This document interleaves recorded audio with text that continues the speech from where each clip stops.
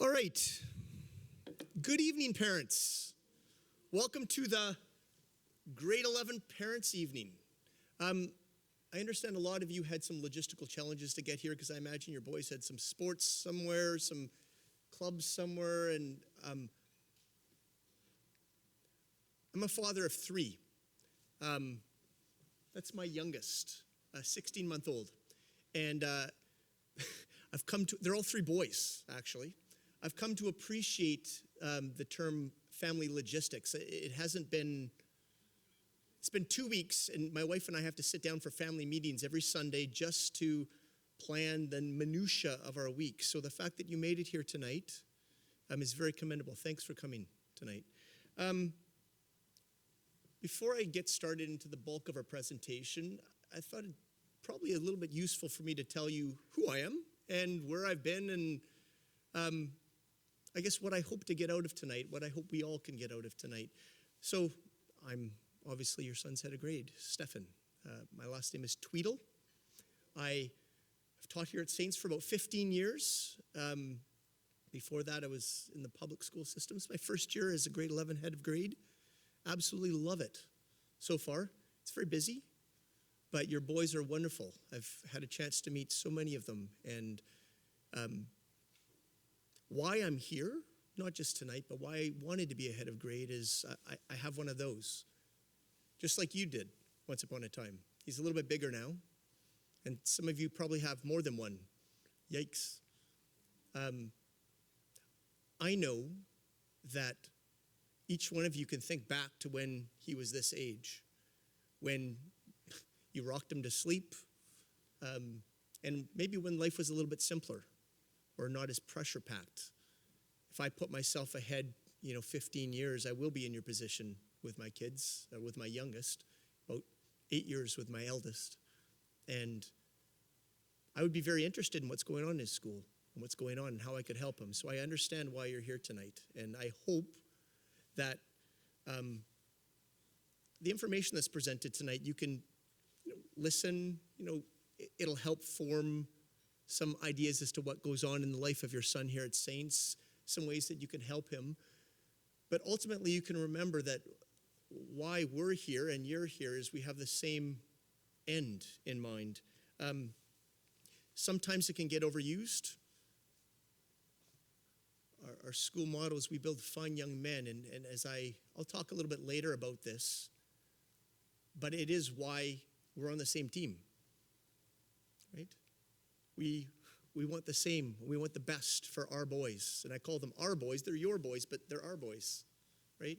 And so tonight, as the information's been presented from University Counseling, Miss Christine Wessler is here, along with another university counselor, Mr. Vern Beckett.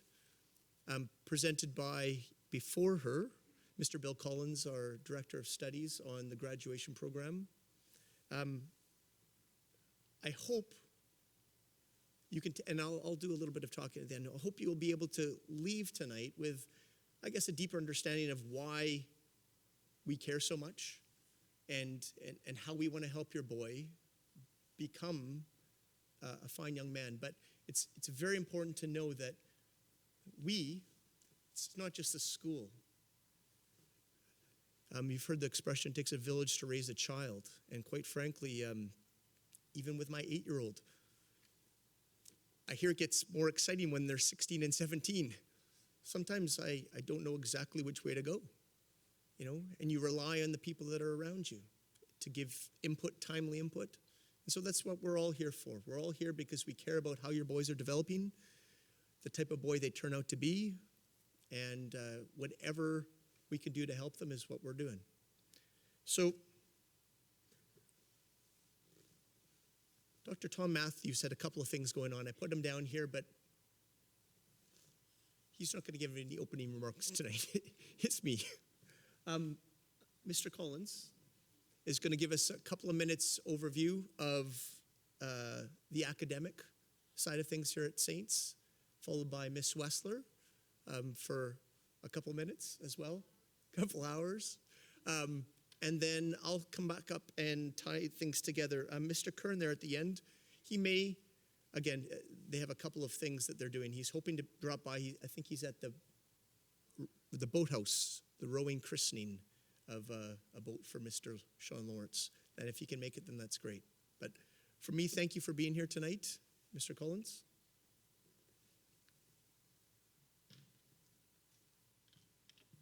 What do I hit? Just this to advance This one? Yeah. Oh, if you don't even welcome it. Okay. So what I want to try to do is give you a brief overview of where we are academically, and summer seems like such a long time away right now. And so I'll try to just take you through some of the timelines of where we're going. So marks are coming, but it'll be in a couple of weeks. So for grade 11s, their midterm marks are due on October 19th, so almost 3 weeks away. They're a little bit later for grade 11s and grade 12s this year than they would have been last year. And we also have Labor Day, which made the start of the school year later. And we'll email them to you or post them to the school portal or both on the 20th. And we try to build things on each other. And after we've sent you your son's midterm marks, then we'll open booking for parent-teacher conferences so that you have some kind of data that you can use in order to decide which teachers you'd like to meet with for parent-teacher conferences. In the same way as you did this year, when you get to parent-teacher conference time, you'll need to create an account. So we found that the system works way better if we just clear out all of the accounts from last year, and then you start again, and then you won't have to try to remember your password from a year ago. So we basically empty everything out, and then you start again. But creating accounts pretty easy, goes pretty quickly. And close to the end of the month, we'll have the grade 11 and 12 parent-teacher conferences, which will be the usual thing of 10-minute meetings with teachers, book for teachers, all of the stuff you've done before, and you do everything online yourself. I wanted to speak to you a little bit about some of the accelerated programs that your sons might be in and look a little bit at courses for which they will receive double credit or may have the possibility of receiving double credit.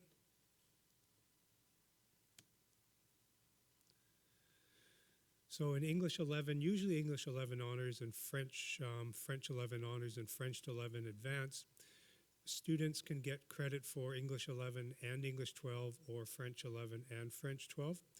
There's some qualifying criteria in order to get that accelerated credit, probably about 86. I'm just guessing right now because I don't know exactly what it is. 80, why don't we say 86 or 90 in the English 11 honors or the French 11 honors or French 11 advanced. And then they can get credit for English 11 and English 12 out of their grade 11 year, or French 11 and French 12 out of their grade 11 year. Students who would get credit for English 12 in the grade 11 year would write the grade 12 provincial exam at the end of their grade 11 year. Your son's English teacher and French teacher will give them more details about that as we go through the year, but it's just so you know ahead of time.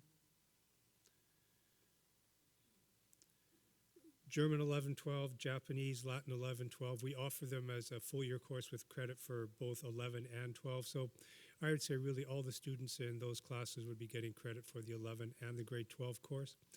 We set out Japanese 11 and 12, so the 11 course is semester 1 and the 12 course is semester 2. German we've just listed as 11-12, and we'll put the 12 on sometime in the new year, sometimes towards the end of the year. Science works a tiny bit differently. So students in Chem 11 honors get credit for Chemistry 11 in their grade 11 year. Those students would ordinarily go on to Chem AP in their grade 12 year, and out of their Chem AP class, they would get credit for Chem 12 and Chem AP. So they get credit for 3 courses out of 2 on our timetable. Physics is a little bit different because there's one chemistry AP course. There's actually 2 physics AP courses. There's Physics AP 1 and Physics AP 2. So students who are in the Physics AP 1 course in grade 11 get credit for Physics AP 1 and Physics 11 in their grade 11 year. Most of those students would ordinarily move on to Physics AP 2 in their grade 12 year, and they'd get credit for Physics 12 and AP 2 in their grade 12 year. So they would get credit for 4 courses out of 2 slots on their timetable. And students who are in what we used to call Math 11 honors get credit for Pre-Calc 12 because that's such a curriculum-specific course. And in fact, it already comes out as Pre-Calc 12 on their transcript and on their report card as well. So that'll be clearly listed as Pre-Calc 12. And they would have finished Pre-Calc 11 last year. I wanted to talk a little bit about exams, looking at what's ahead. If your son's in an AP course, AP exams are the first 2 weeks in May, as usual. Remember that AP exams we don't compel students to write the AP exams. We find that more students in grade 11 write the AP exams than grade 12 students because students in grade 11, if they feel they're going to do well on the AP exam, want to use that for part of the university application process. By the time the AP results are released around the middle of July, for grade 12 students, the university application process is really over and done with. We've got internal final exams at the end of June. There's provincial exams as well. Remember, there's 5 provincial exams. So all of your sons will be in Social Studies 11. The Social Studies 11 provincial exam is on June 22nd. All of this info is on the ministry website as well. It's not possible to move the date of the Social Studies 11 provincial exam or the time. So if your son is planning on doing something away from school we get to June the 22nd, we can't have a special sitting of the Social Studies 11 exam for him at any other time, but it's not a big deal, and we usually have 3 or 4 students who do that every year, and they can wait until January of their grade 12 year to write the Socials 11 provincial exam. Not a big deal. English 12 is on June 24th for students in grade 11 who have qualified. If the student wants to receive accelerated credit for English 12, he does need to write the English 12 provincial exam on this date. And the reason is that otherwise English 12 would appear on his transcript and it would look like a completed course, but it wouldn't be. So we do need him to complete that course, which is includes a provincial exam, before he can put that on his transcript. I don't know if I have the numbers coming up. Maybe. So all of your sons will have done those 3 grade 10 provincial exams. I figure those are low stakes exams worth 20% of a student's final mark. I would list Socials 11 as a low stakes exam as well, 20% of a student's final mark. English 12 can make a difference. English 12 exam is worth 40% of a student's course final mark, so 40% is a significant amount. Students who don't do that exam in grade 11 will do it in grade 12, just as part of the regular grade 12 process. The way we set things up is we don't want to double examine students, so we don't have an internal final exam if there's a provincial exam for the course. So, for example, we don't have a Social Studies 11 internal final exam because all the students will write a provincial exam for that course. If a student gets accelerated credit for English 12 out of English 11, he will not write an internal final exam for English 11, so all of his coursework will produce his English 11 mark. We'll use that English 11 mark as his school mark for English 12, and then he'll write the provincial exam, which will count for 40% of his overall final blended English 12 mark. And in general, we have regular stuff, which you know already. We have a final exam for our academic courses. The final exams are usually about 25% of a student's final mark in that course.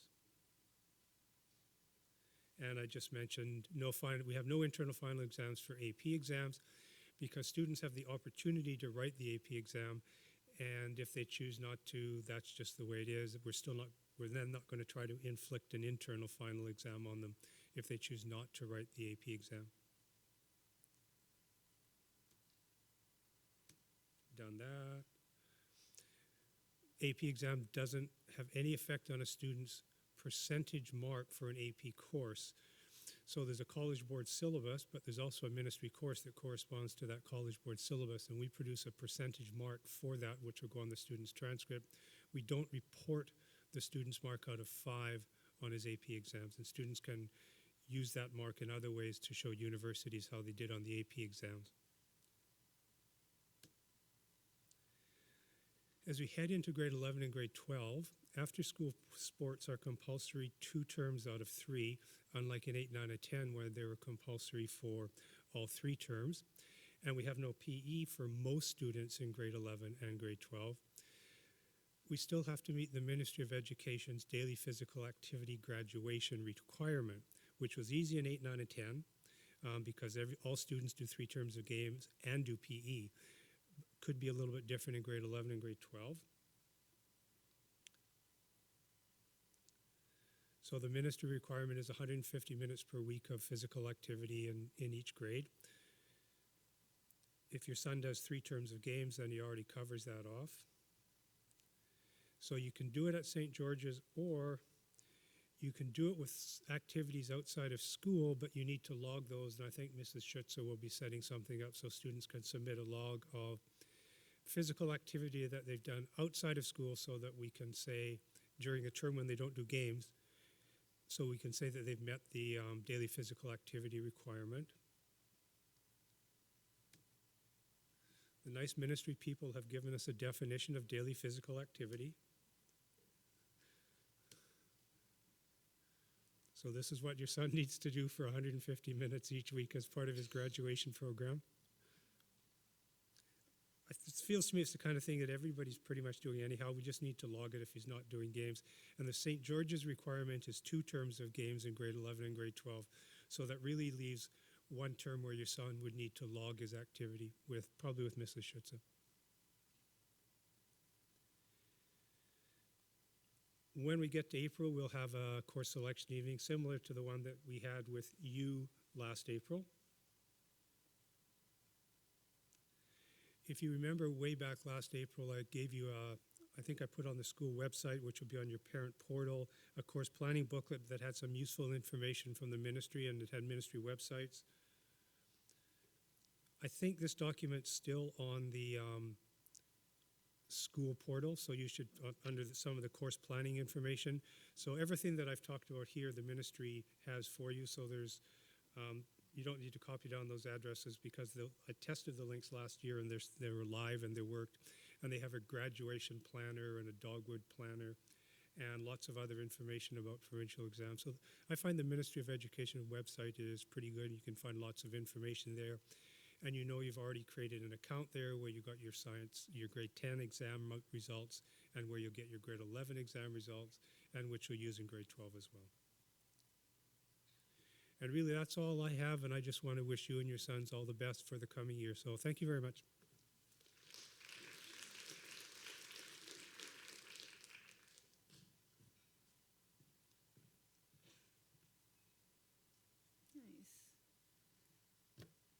A mini computer. Good evening, everyone. My name is Christine Wessler, and I'm head of university counseling. Had a lot of caffeine because I have a lot to say. It's going to go really fast. So I'd like to, as I always do, extend a special welcome to our boarding parents and overseas parents for whom this is being recorded, and for those parents who decided to stay at home and watch it at a later date in the comfort of their own homes. So, hello. Get comfortable, because I have about 2 hours of material squeezed into about 20 minutes of points. It's a lot of information to cover, so without further ado, I guess I'll get started. You ready? Here we go. I have to wear these. All right. Sorry, Stefan. Can I just flip this back? Can I flip this back a bit? Can you flip it like so it's tilted more? Sorry. Thank you. I'm not used to a PC anymore. Awesome. All right. One of the things I love so much about this school, and I'll explain how it all connects to university counseling, is the way in which this community tends to light a fire under students, so that really they come, I believe anyhow, after their years at St. George's to really know who they are or to have some sort of sense of direction. I saw this in my son as well, who recently graduated from this school. And the reason why I show this slide is because university counseling, in my mind, is not just about counseling for post-secondary options such as, whether it's a gap year or technical school or going to another university or going to university. To me, it's really about planning for life and planning thinking about what it's going to look like to have a happy and successful life. So we call it university planning, but I think we really need to change the name of this part of a student's journey through the senior school.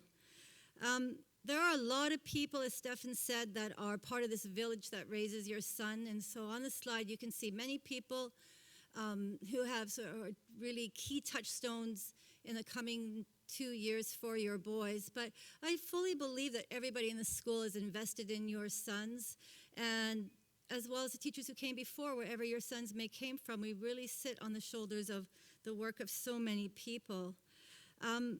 I think I'll get to the gist of it. It's interesting right now because the grade 12s are super busy.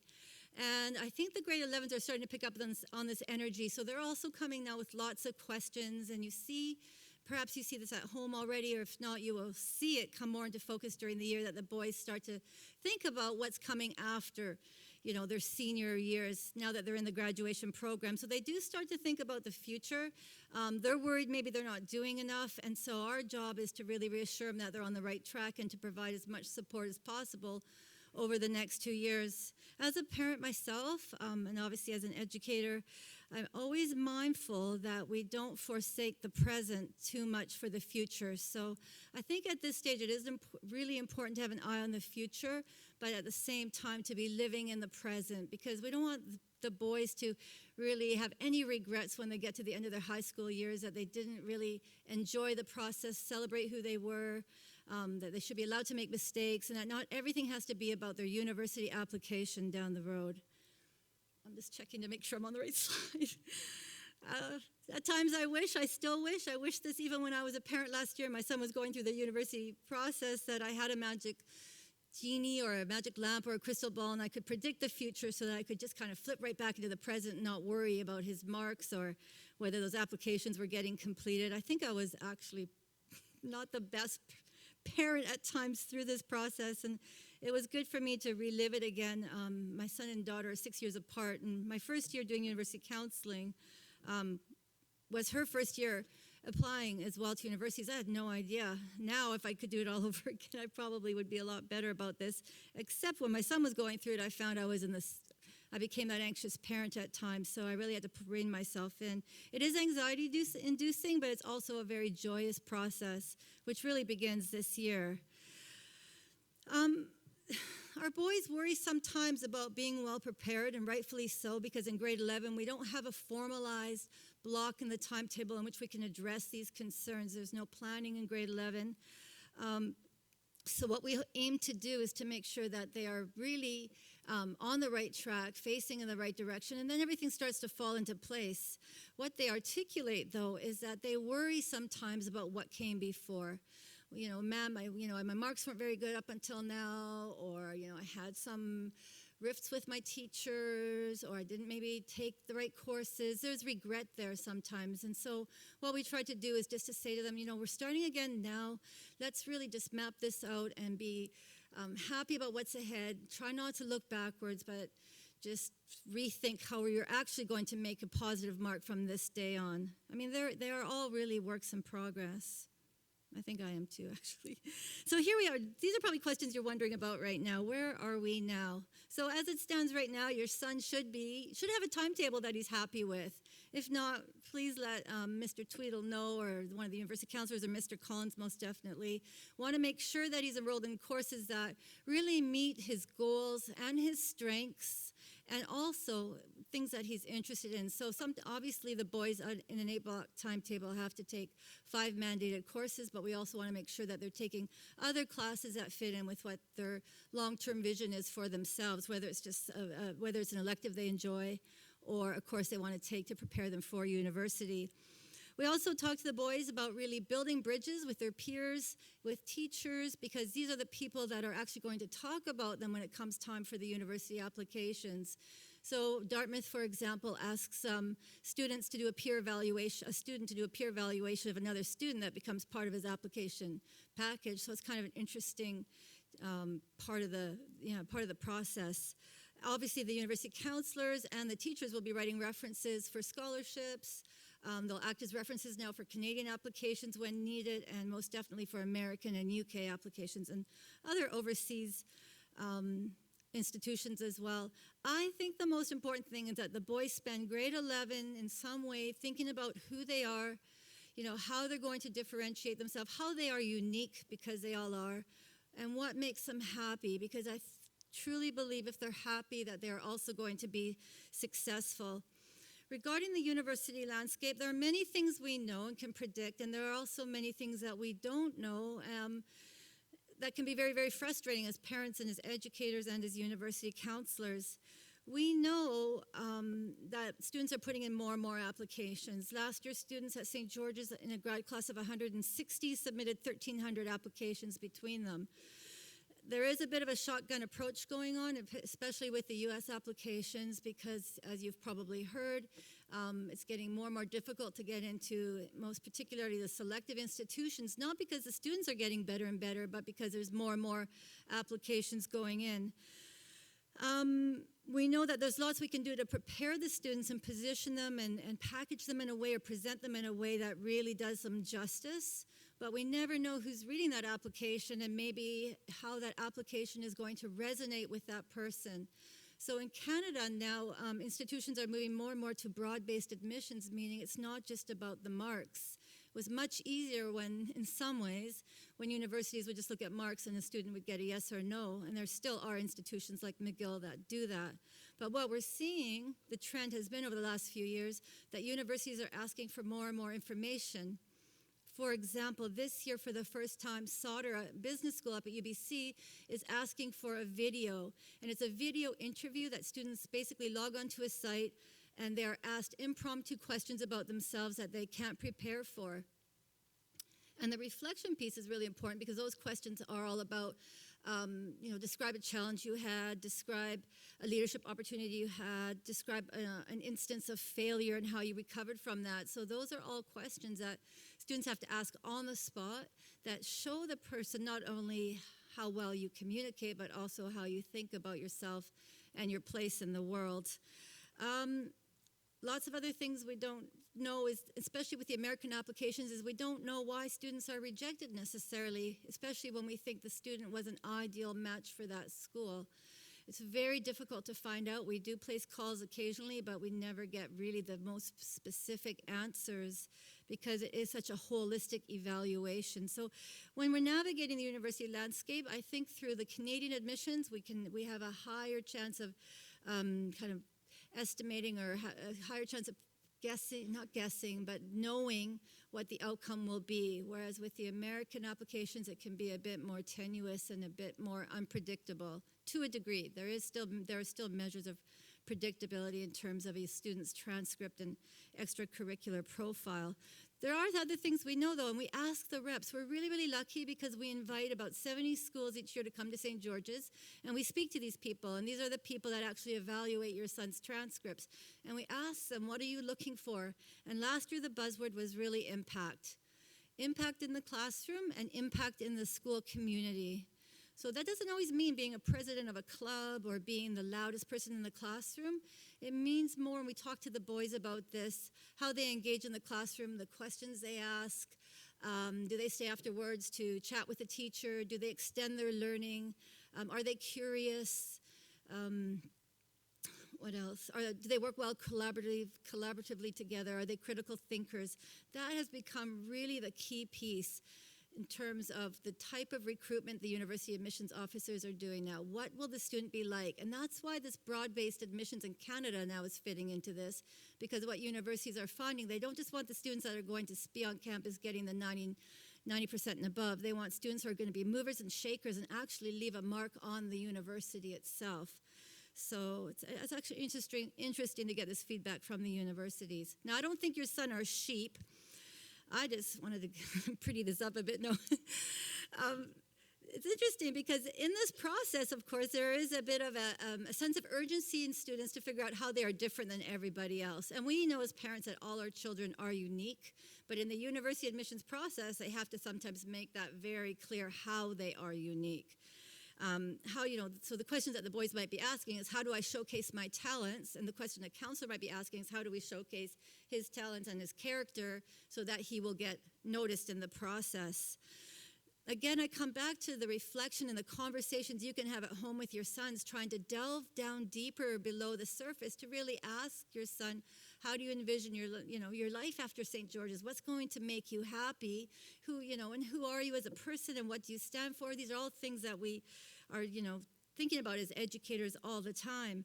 I want to show you the proof, and if you've been to my presentations before, I'm sorry that some of these are the same. The universities are still saying the same things. I didn't change my jokes either, no. Anyhow, let's look at the evidence, because it's one thing for me to say this, but it's another for a university to say what they think about students. So if you look at UBC, you can see now that they are looking at not just what a student does in the classroom here at St. George's, but what he is doing outside of the classroom, whether it's in his community or out in the larger community in a bigger context.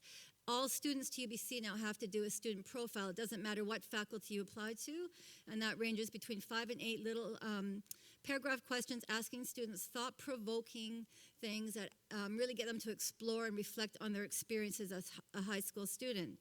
I picked a number of schools that are just popular, and I highlighted some of the keywords here because USC is also very popular among our students. And again, what they articulate is that they want students that show passion and potential, so it's not just about the coursework. Quest University up in Squamish, we have a couple boys there, 3 boys there right now, they're just loving it. They interview every single student and ask that student to bring a piece of work, an artwork, sing a song, anything that sort of represents who he is as a person, so it's not just about the grades. Cornell, the same thing, strength of character, and potential is another keyword. We know that students don't all peak in grade 12, but as long as they're, especially with the American schools, they see that every year a student is improving and challenging himself, that is a sign of what that student could accomplish when he actually gets to university. I love this slide from this message from SFU. None of these questions ask whether you are a straight A student, but they're all questions about a student's character and who he is. I threw in Harvard just because it comes up so much, and we all know Harvard is very selective, but again, what they articulate, character is such a big part of this. And in our reference letters, we talk a lot about who your sons are in the community and how wonderful it is to get to know them and the things that they share with us. Mount Allison, in Eastern Canada, they also consider the whole person, not just the marks. So there's lots of evidence here, and I wanted to show it to you just so that I wasn't just preaching this. I went and actually looked for all of this, and this is what the schools were saying. Michigan is another one because, and I think this idea of connecting the dots is so key, especially as the students get to the older grades. I find in 8, 9, and 10 they're dabbling a lot more, but as they get into grade 11 and 12, we start to see this picture come of the boys. They're starting to understand that who they are and what they do, their passions, the courses they're taking, all connect in some way. And it's our job here at Saints to show this and to point this out to the universities so that their applications actually make sense. I don't know what slide I'm on. I know I have, oh, not doing too bad. Okay, sorry. If that's too quick, you can watch this all again. I get this question a lot. What is the template? And I understand this question. We want the formula so we can follow it.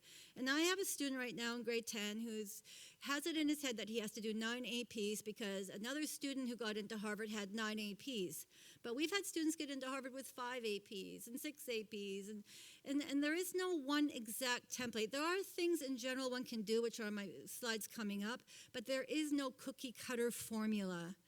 Every student is assessed in a different way. 1 year Harvard or Stanford, one of those selective schools, might need a bassoon player or a flute player, or they need a chess player, or they need somebody for their classics department. Those institutions are building a class, so it doesn't matter how good you might be 1 year, it's one thing. If the university, for example, doesn't have a need for it, that may be the reason that your son didn't get in. As difficult as that is. I love this from MIT, and I've actually put in brackets, if you just take a moment here to look at this.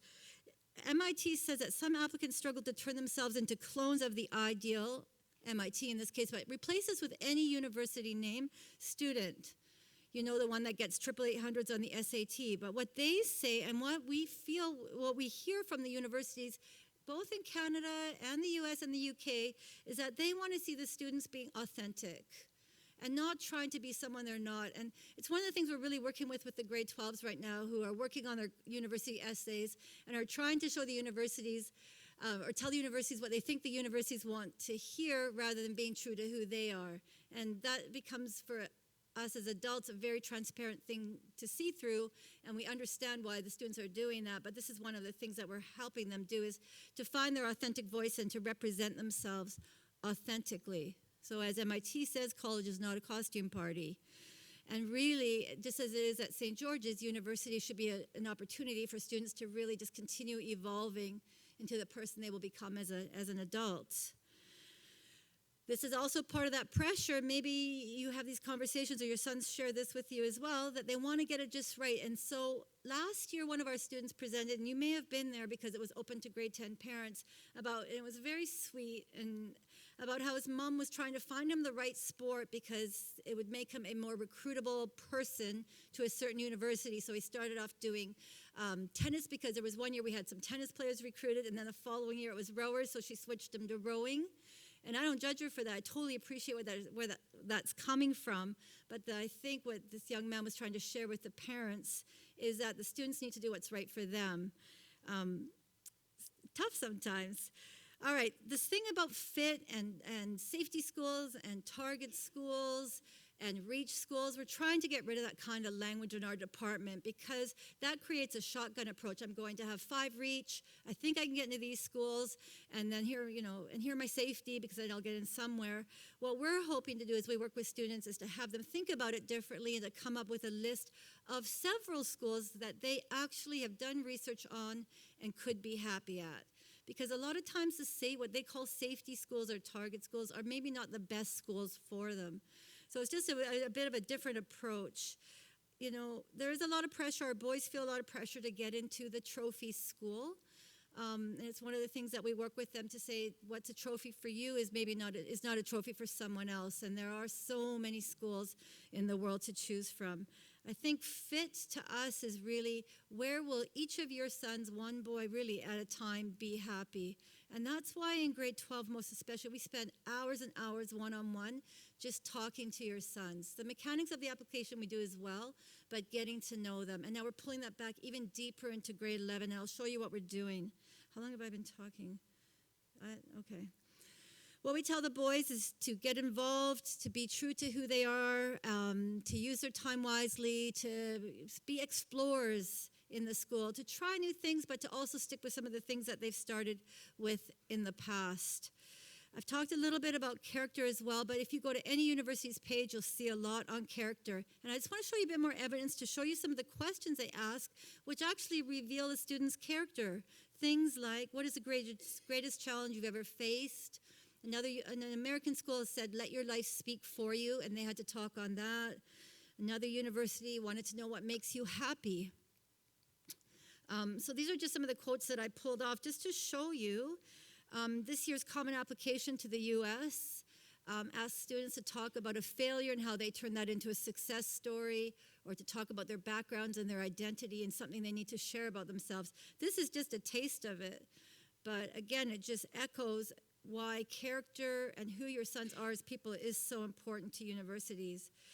The more selective a university is, especially in Canada, the more these extra things are going to count in the admissions process. So if your son's applying in Canada to a business program and he's asked one of these kinds of questions, this could be a tipping point, for example, as long as his marks meet a certain cut point. So it's just something to think about. In grade 11 is really, as I said already, a time to reflect, to build their foundation, to think about what they stand for, to start looking at schools, especially as we move into the second and third terms. I'm going to whip through these slides a bit because we're going to see you again, the University Counseling Department is in the spring, but here are some things that we share with the students to think about in their university search. And these are very concrete things, but they actually make a huge difference. So for example, we have students that don't want to apply to the East Coast because they don't like snow. So they only apply West Coast. We have also the opposite, students that want to experience a Canadian winter, like my son went to Ontario because he's never experienced that before. So there's lots of things to think about, and we encourage the students to cast their net wide, to talk to old boys, to Facebook students, in the spring we'll have the grade 12s share their experiences with the grade 11s. there's a lot going on in the school, and I'm sometimes worry that you don't have all the information because it's not published all over the place. So I'm just going to touch very quickly for the next 5 minutes or less, because I've been talking way too long, about some of the things we're doing. Right now, just be aware that the PSAT is an exam. It's a preliminary no-hurt SAT that any boy who wants to apply to the U.S. can write to see how he will fare as a predictor, or where he needs to focus his studying, were he to actually ever do the SAT in his grade 11 year. Marks do matter this year. They matter for Canadian schools. They matter for American schools. They matter for all schools. Even though grade 11 marks are not taken into account for an admissions decision for a Canadian school, they're important because they are the foundation courses for the grade 12 courses, and they're also on the transcript, and I think the optics of that is really important. And they are graduation requirements, so a student can't go to university if he hasn't met the requirements of his grade 11 year. So grade 11 marks are really important, and for American kids, they are critical. So we've articulated this to the students as well. I want to just let you know briefly, we've developed a grade 11 counseling curriculum, and I'll try to publish something in the newsletter to give you, or maybe Mr. Tweedle, Stefan can send it out to you. It's about 4 pages long currently of all the things we're doing with your sons in advisor group, in grade meetings, special presentations where we pull them out of classes as a grade. There's so much going on. Today we had the gap year presentation. I don't know if your boys told you about it. They were so excited. We must have had about 30 students at the end sign up for more information on taking a gap year. We have, as I mentioned, 70 university visits. We're also taking the entire grade 11 class, I think we must be crazy, on Wednesday, October 7th to a Canadian university fair, just to get them thinking more about it and get them in that headspace. Not too much so that we're distracting from the present, but enough so that the year's kind of about gathering information and reflecting about what might be a good school for them next year. So there's lots and lots of things going on. These are some of our themes, and again, I'll send this out to you in some format as well so that you're aware, but we've put a lot of work into this. The advisor groups, now every advisor group has been assigned a university counselor. That is not necessarily the person that will be your son's university counselor in grade 12, but it's a touchstone for you right now, and we will be inviting you in for full meetings as soon as our work in the next few months is done with the grade 12s.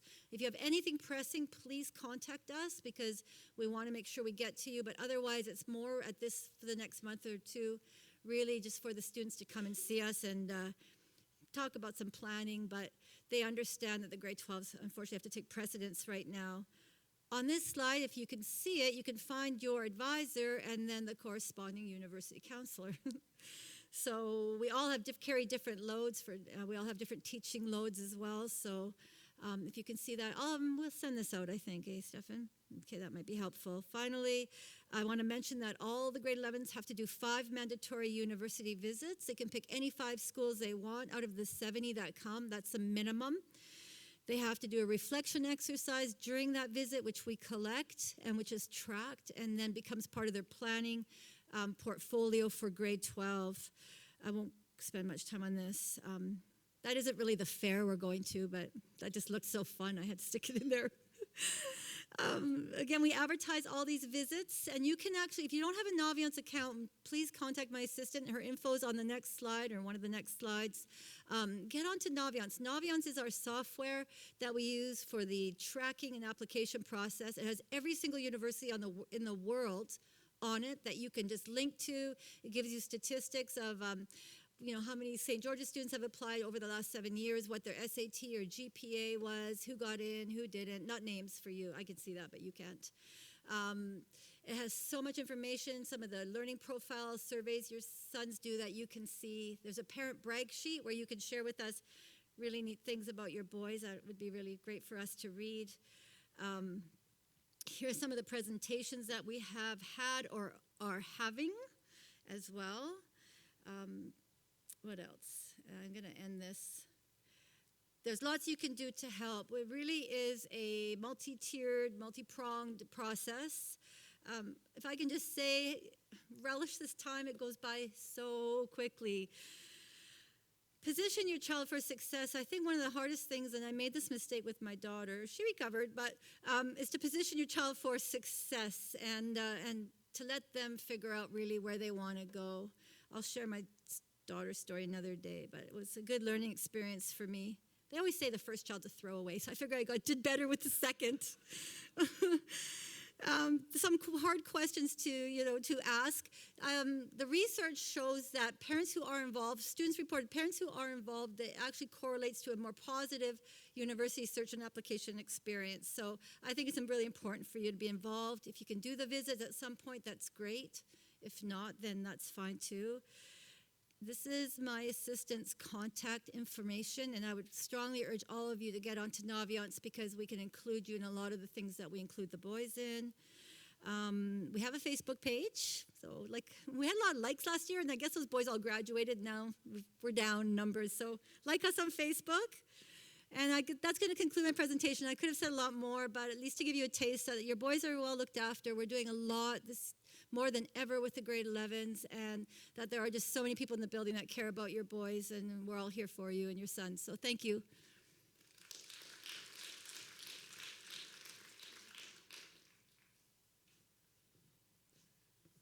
That was wonderful. It's the first university presentation I've sat through. I want my...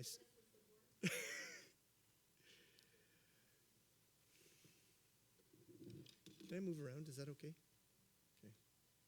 Hello? Nice.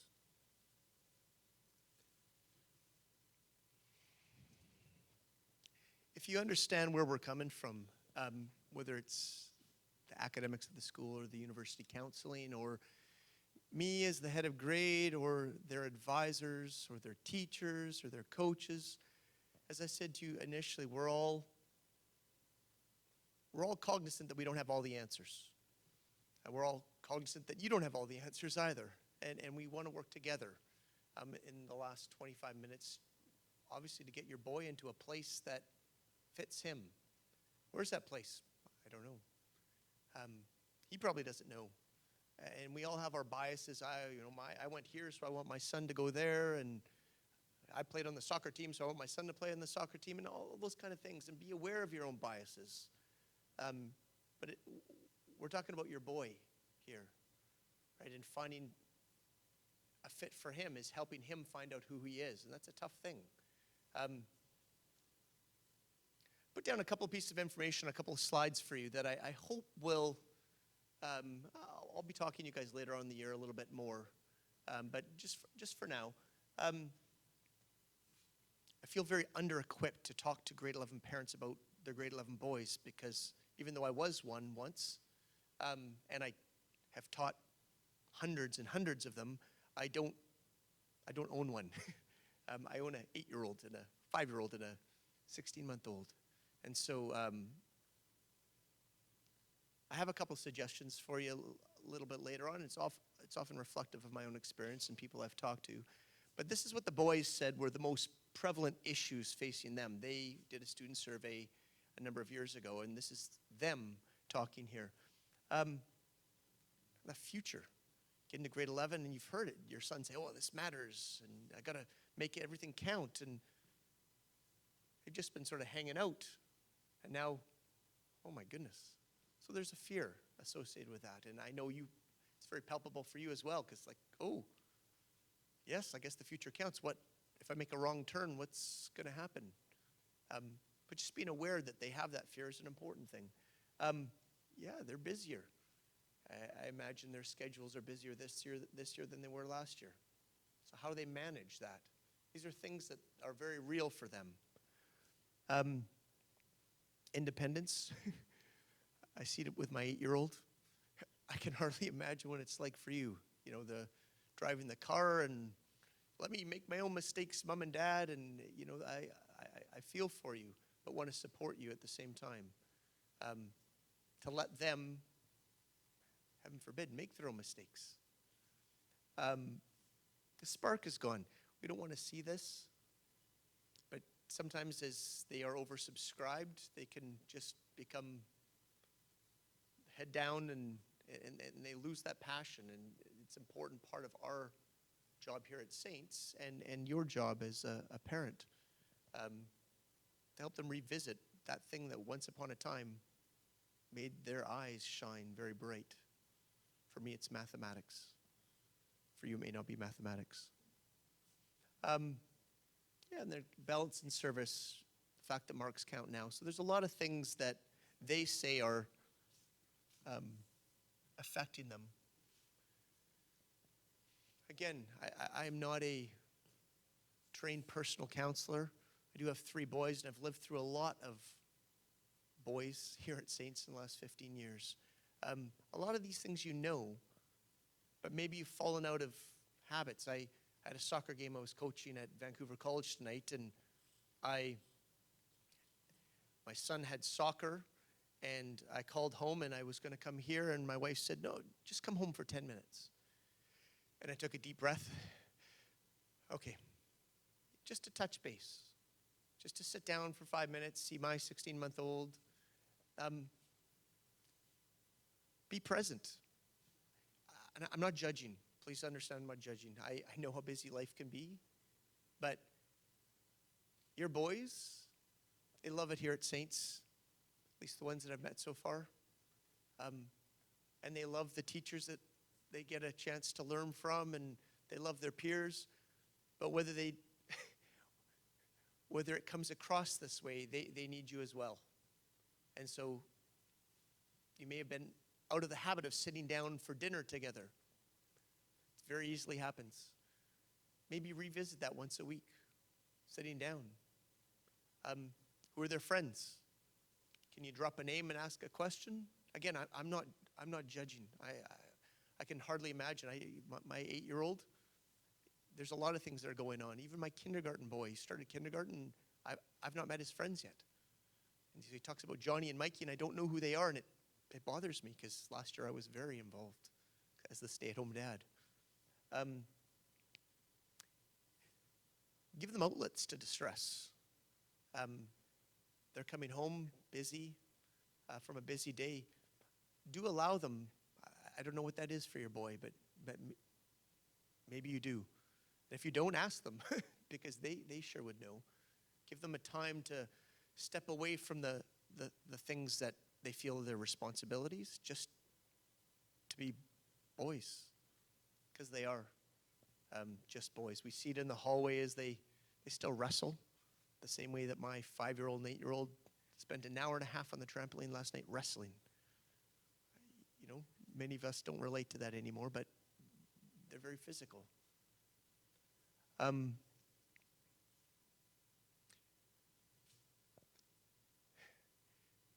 of the first slides when I started talking, I said, we as a school and we as a team, parents, we want your boy to become a fine young man. I'm cognizant that I haven't arrived yet myself, and neither have any of the people that purport to be mentors to your boys.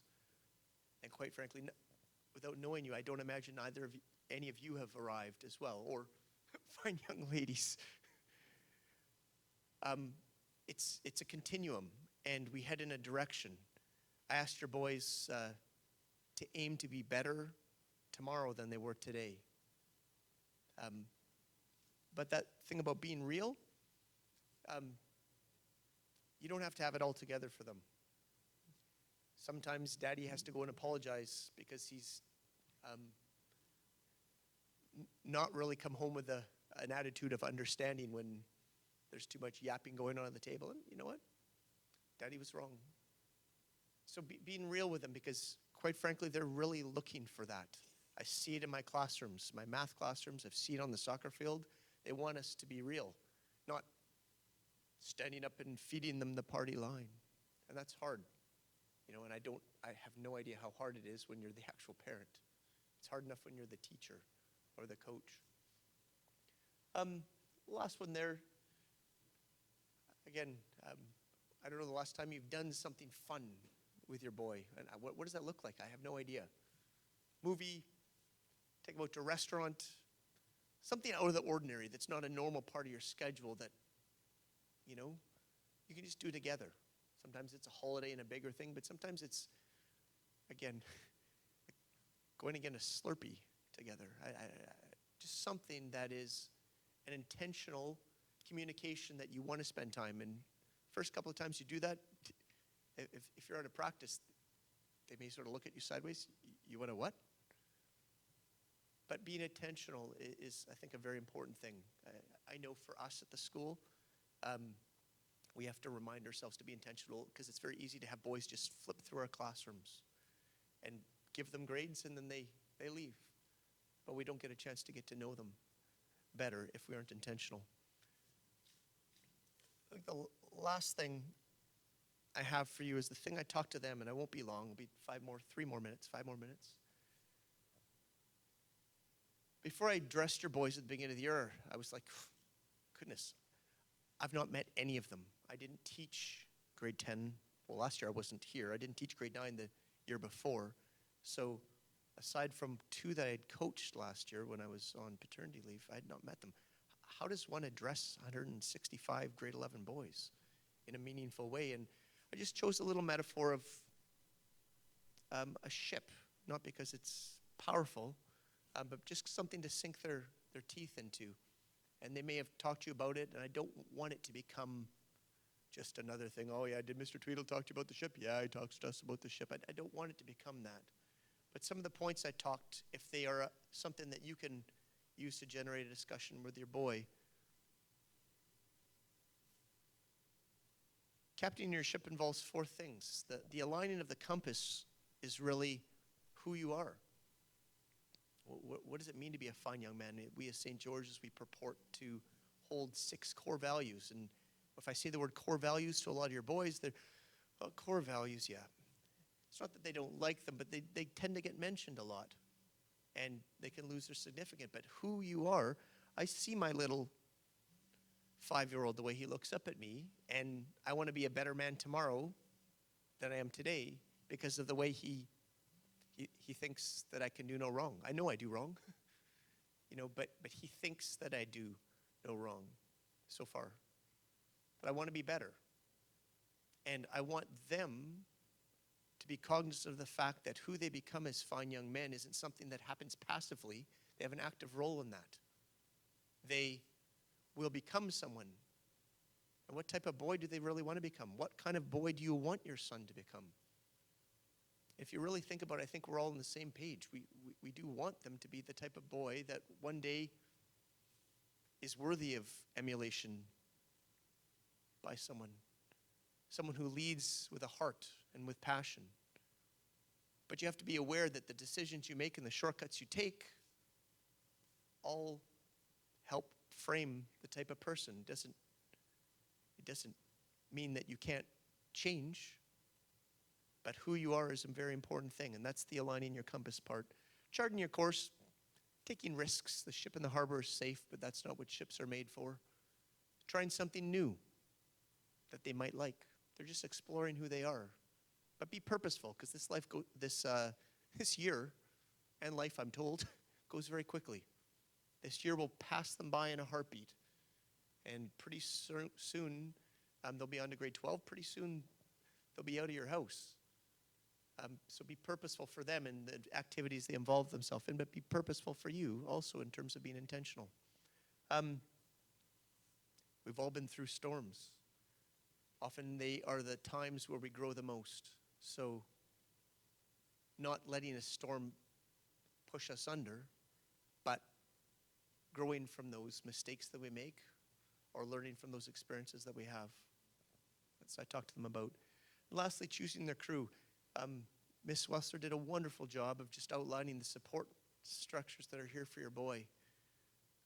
St. George's is fantastic that way. Yes, I'm one. Counseling is one. Personal counseling. You are one as well.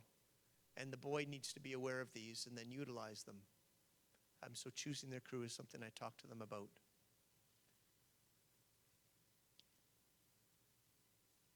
Your boy is important to us. As I can't possibly imagine how important he is to you. Raising him is scary. I have no idea how scary. I think we have a pretty good team here. You and St. George's. We want to help you. not in your just your parenting, but your raising of a fine young man. And we want him to find out who he is, and so he can begin to chart his own course in life. The fact that you took time out of your schedule tonight means a lot to us. Your boy probably won't thank you for it when you go home tonight.